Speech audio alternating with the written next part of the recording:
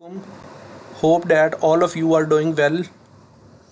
आज का जो हमारा टॉपिक है वो इंटर्नशिप रिपोर्ट के रिलेटेड है।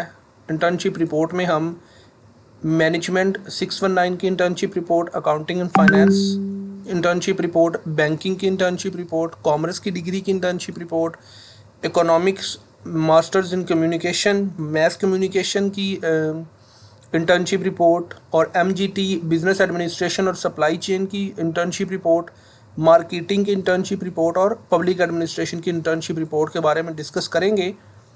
इसमें हमारे पास ये सारी सर्विसेज अवेलेबल हैं। LMS handling, assignments, quizzes, GDBs, internship reports, projects etcetera. अगर आपको इनमें से कोई भी सर्विसेज चाहिए तो आप हमारे साथ कॉन्टैक्ट कर सकते हैं। इंटर्नशिप रिपोर्ट की तरफ वापस आते हैं। इंटर्नशिप रिपोर्ट में हमने सबसे पहले टाइटल पेज बनाना होता है। टाइटल पेज में हमने सबसे पहले नेम ऑफ़ ऑर्गेनाइजेशन को शो करना होता है जहाँ पे हमने अपनी इंटर्नशिप की हुई होती है। नेक्स्ट हमने यहाँ पे ये स्टेटमेंट लिखनी होती है, सेम एज इट इज़। उसका जो फाउंड साइज़ वगैरह ये उसकी डिटेल्स बताई हुई हैं। नेक्स्ट सबमिटेड बाई स्टूडेंट का यहाँ पे स्टूडेंट आईडी आ जाती है और स्टूडेंट नेम आ जाता है। उसके बाद नेक्स्ट आपने department of management sciences, virtual university of Pakistan, इस तरह से इसको मेंशन करना होता है और नीचे आपने यूनिवर्सिटी का लोगो लगाना होता है। तो ये जो डिटेल्स होती हैं ये हमारे पास इंटर्नशिप रिपोर्ट के जो टाइटल पेज की होती हैं। उसके बाद हमारी जो इंटर्नशिप रिपोर्ट होती है उसमें हमने सबसे पहले लेटर ऑफ अंडरटेकिंग लगाना होता है। लेटर ऑफ अंडरटेकिंग की हमारे पास फॉर्मेट अवेलेबल है, किसी भी स्टूडेंट को चाहिए हो तो वो हमसे ले सकते हैं। इसके अलावा डाउनलोड सेक्शन में भी वो लेटर ऑफ अंडरटेकिंग के नाम से एक PDF फाइल अवेलेबल है। लेटर ऑफ अंडरटेकिंग के बाद नेक्स्ट आपने क्या करना होता है, नेक्स्ट आपने scan copy of internship certificate. Internship करने के लिए ये ज़रूरी है कि आप एक स्टूडेंट होने चाहिए, आप जॉब होल्डर ना हो, आपने कहीं पे 6 to 8 वीक्स की इंटर्नशिप की हुई हो और आपके पास उसका इंटर्नशिप लेटर होना चाहिए। उसकी आपने स्कैन जो कॉपी है वो आपने अपनी इंटर्नशिप रिपोर्ट के थर्ड वाले पेज पे लगानी होती है। फर्स्ट पेज आपका टाइटल पेज होता है, सेकंड वाला आपका लेटर ऑफ अंडरटेकिंग होता है, थर्ड वाला आपका scan copy of internship report होती है। उसके बाद डेडिकेशन, ये ऑप्शनल है, आप लिखना चाहें तो आप अपना वर्क जो है वो किसको डेडिकेट करना चाहते हैं। उसके बाद नेक्स्ट आपके पास आ जाता है एक्नॉलेजमेंट। एक्नॉलेजमेंट में आपने ये बताना होता है कि आप अपना जो वर्क है उसके हवाले से एक्नॉलेजमेंट लिखते हैं। उसके बाद एग्जेक्टिव समरी आपने लिखनी होती है, जो आपका कंप्लीट वर्क है उसकी एग्जेक्टिव समरी आपने अपने जो मेजर पॉइंट्स हैं अपनी इंटर्नशिप रिपोर्ट के उनको वहाँ पे मेंशन करना होता है।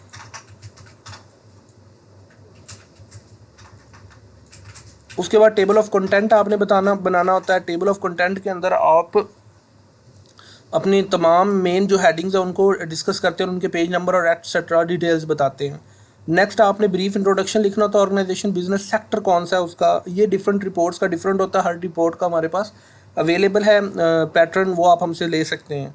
ये आपने मिनिमम 300 वर्ड्स का ऑर्गेनाइजेशन बिजनेस सेक्टर लिखना होता है। ये लिखने के बाद नेक्स्ट आपने उसके बारे में डिटेल वगैरह प्रोवाइड करनी होती है। उसके बाद ऑर्गेनाइजेशन, ओवरव्यू ऑफ ऑर्गेनाइजेशन आपने बताना होता है। इसमें आपने 1400 to 1600 वर्ड्स लिखने होते हैं। ऑर्गेनाइजेशनल ब्रीफ हिस्ट्री लिखनी होती है। ऑर्गेनाइजेशन हायरार्की चार्ट बनाना होता है। बिजनेस वॉल्यूम बताना होता है उस कंपनी का। प्रोडक्ट लाइंस बताने होते हैं। कंपटीटर्स उसके कौन कौन से बताने होते हैं।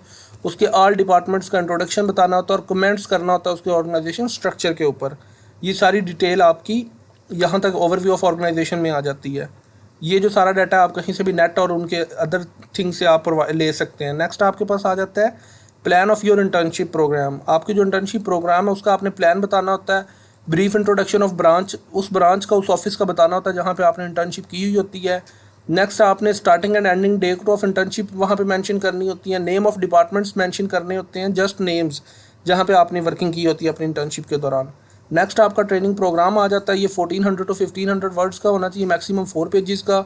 सबसे पहले आपने रीज़न बतानी होती है why you select that organisation. उसके बाद आपने कौन कौन सी ड्यूटीज़ परफॉर्म्ड की, वीकली बेसिस पे, डेली बेसिस पे, आपने उन सब की डिटेल्स बतानी होती है। 1 by 1 उसको आपने एक्सप्लेन करना होता है। नेक्स्ट आपके पास आ जाता है जी, जितने भी प्रोजेक्ट्स और वर्किंग आपको असाइन की होती है उन सब की आपने डिटेल वहाँ पे बतानी होती है। उसके बाद नेक्स्ट आपके पास है लर्निंग एक्सपीरियंसेस आपके कौन कौन से थे। ये 200-300 वर्ड्स का होना चाहिए। नॉलेज कौन कौन सा आपने गेन किया, स्किल्स कौन कौन सी लर्न की, उनकी डिटेल बतानी होती है। एटीट्यूड और वैल्यूज़ आपकी कौन कौन सी थी। मोस्ट चैलेंजिंग टास्क आपका कौन कौन सा था, ये सारी डिटेल्स आपने बतानी होती है।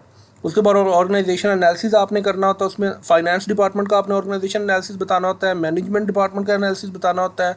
ह्यूमन रिसोर्स मैनेजमेंट डिपार्टमेंट का आपने एनालिसिस बताना होता है। ये सारी चीज़ें आपने बतानी होती हैं उस ऑर्गेनाइजेशन के बारे में। ये आप जनरल डाटा नहीं लिखेंगे, स्पेसिफिक टू दैट ऑर्गेनाइजेशन आपने लिखना होता है। नेक्स्ट आपके पास आ जाता है जी स्वॉट एनालिसिस। स्वॉट एनालिसिस में आपने उस कंपनी के स्ट्रेंथ, वीकनेस, अपॉर्चुनिटी और थ्रेट वगैरह बताने होते हैं। वन बाय वन आपने हर के 5-5 6-6 पॉइंट्स लिखने होते हैं और पॉइंट्स की फॉर्म में आपको स्वॉट एनालिसिस करना होता है। उसके बाद नेक्स्ट आपने जो है future prospects of the organisation कौन से 100 to 200 वर्ड्स का लिखना हो, तो उनके फ्यूचर प्लान्स कौन कौन से, न्यू प्रोडक्ट्स या प्रोजेक्ट्स वो कौन कौन से लॉन्च कर रहे हैं। ओवरऑल आपकी जो इंटर्नशिप रिपोर्ट उसका आपने कंक्लूजन 200 to 300 वर्ड्स में यहाँ पे लिखना होता है। नेक्स्ट आपने रिकमेंडेशंस बतानी होती हैं, कौन कौन सी आपको चाहिए होंगी उनकी आप डिटेल बताते हैं। उसके बाद रेफरेंसेस, सोर्सेज यूज्ड, कौन कौन से रेफरेंसेस आपने यूज़ किए होते हैं उनको APA फॉर्मेट में आपने मेंशन करना होता है। एनेक्सिस आपने मेंशन करनी होती है, इसके अंदर ब्राउचर, फॉर्म्स, न्यूज़लेटर, इंटरव्यूज़ और क्वेश्चनर्स वगैरह जो आपने यूज़ किए होते हैं उन सब चीज़ों को आपने यहाँ पे मेंशन करना होता है। जो आपकी ओवरऑल रिपोर्ट है वो 100% प्लेजरिज्म फ्री होनी चाहिए, उसके अंदर प्लेजरिज्म बिल्कुल नहीं होना चाहिए। सेल्फ राइटिंग में आपने लिखी होनी चाहिए आपकी इंटर्नशिप रिपोर्ट। ये जो इंटर्नशिप रिपोर्ट थी ये प्योरली आपकी कॉमर्स आई 619 की थी। इसके अंदर मज़ीद कुछ हमारे पास ऑप्शंस अवेलेबल होते हैं जिसमें हम चेंजिंग वगैरह कर सकते हैं, वो मैं आपको थोड़ी थोड़ी चीज़ें बता देता हूँ। जिस तरह हमारे पास HRM आई 619 की इंटर्नशिप रिपोर्ट है, इसका जो हमारे पास फॉर्मेट है वो आपको मैं थोड़ा सा बता देता हूँ। ये यहाँ पे HRM आई 619 की मैंने फॉर्मेट ओपन किया है, इसमें ऑलमोस्ट सारा कुछ सेम है। जो चीज़ें डिफरेंट है मैं जस्ट आपको वो चीज़ें बता देता हूँ। ये इंटर्नशिप एक्टिविटी ट्रेनिंग प्रोग्राम आपका सेम है, उधर आपका ऑर्गेनाइजेशन एनालिसिस था, लेकिन HRM की रिपोर्ट के अंदर आपका एनालिसिस ऑफ HR फंक्शंस आ जाएगा। HR फंक्शन में हमारे पास human resource planning, forecasting, employ and recruitment selection, training and development, performance management, employ and compensation, ये चीज़ें आ जाती हैं। और उसके बाद आपका स्वॉट एनालिसिस की जगह पे यहाँ पे क्रिटिकल एनालिसिस आ जाता है। ये आपने 500 से 700 वर्ड्स का लिखना होता है और स्वॉट एनालिसिस भी उसके साथ आपका आता है। इस तरह से आपकी ये जो है HRM आई 619 की इंटर्नशिप रिपोर्ट भी कंप्लीट हो जाती है। इसके साथ हम किसी और फॉर एग्जांपल MGT की जो हमारे पास इंटर्नशिप रिपोर्ट होती है, MGT की सप्लाई चेन की, उसका भी मैं आपको फॉर्मेट दिखा देता हूँ। उसमें कौन कौन सी चेंजिंग होती है। टाइटल पेज आपका सेम आता है, table of content, organisation structure. यहाँ पे आपने HR एनालिसिस के बजाय analysis of production and operation functions यहाँ पे करना होता है।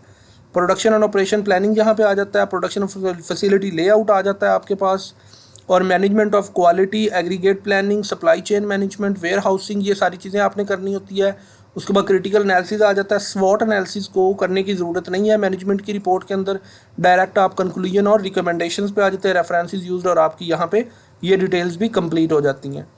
इसके अलावा HRM की भी हमारी रिपोर्ट हो गई है। उसके अलावा पैड आई, इसकी रिपोर्ट को भी डिस्कस कर लेते हैं। ये डायरेक्ट हमारे पास यहाँ पे एक स्टूडेंट की रिपोर्ट पड़ी हुई आपको वही शो कर देते हैं। इसके अंदर भी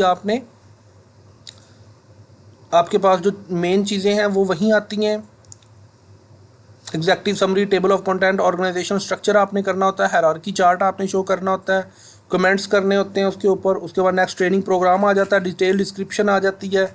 उसके बाद इसमें भी क्रिटिकल एनालिसिस आपका होता है और वो HR एनालिसिस वगैरह या फंक्शनल एनालिसिस की ज़रूरत नहीं होती।